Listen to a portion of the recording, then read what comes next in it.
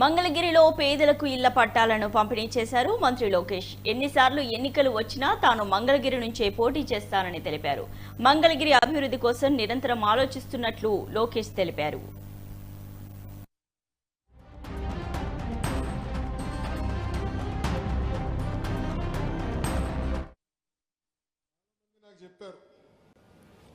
మీరు 2 స్థానాల్లో పోటీ చేయండి, ఆల్రెడీ మీరు ఇబ్బంది పడ్డారు, మళ్ళీ మీరు ఇబ్బంది పడకూడదని నేను వాళ్ళకు ఒకటే చెప్పా.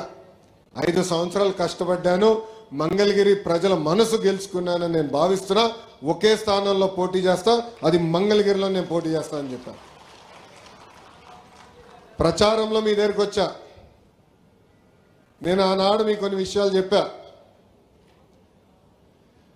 ఏ మెజారిటీ అయితే నేను ఓడిపోయానో దాని పక్కన ఒక 0 పెట్టి నన్ను గెలిపించమని ఆనాడు నేను మిమ్మల్ని కోరా.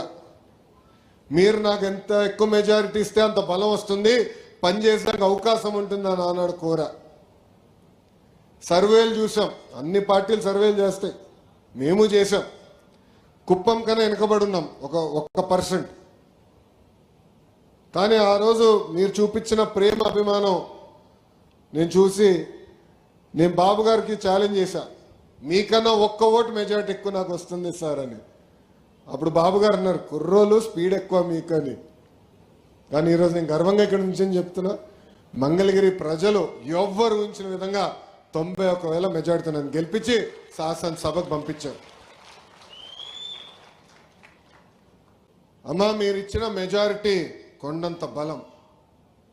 దశాబ్దాలుగా మనకున్న కళ ఆసుపత్రి, ప్రభుత్వ ఆసుపత్రి, 100 పడకల ఆసుపత్రి, ఆంధ్ర రాష్ట్రంలో మొదటి 100 పడకల గవర్నమెంట్ ఆసుపత్రి మంగళగిరి నియోజకవర్గానికి శాంక్షన్ అయింది. 13వ తారీఖు శంకుస్థాపన చేస్తున్నాం. కరెక్ట్గా 1 సంవత్సరంలో ఆ ప్రాజెక్ట్ కూడా పూర్తి చేసే బాధ్యత చిల్లపల్లి గారు తీసుకుంటున్నారు. ఆయనది బాధ్యత. చాలా మంది నాకు చెప్పారు, మీరు 2 స్థానాల్లో పోటీ చేయండి.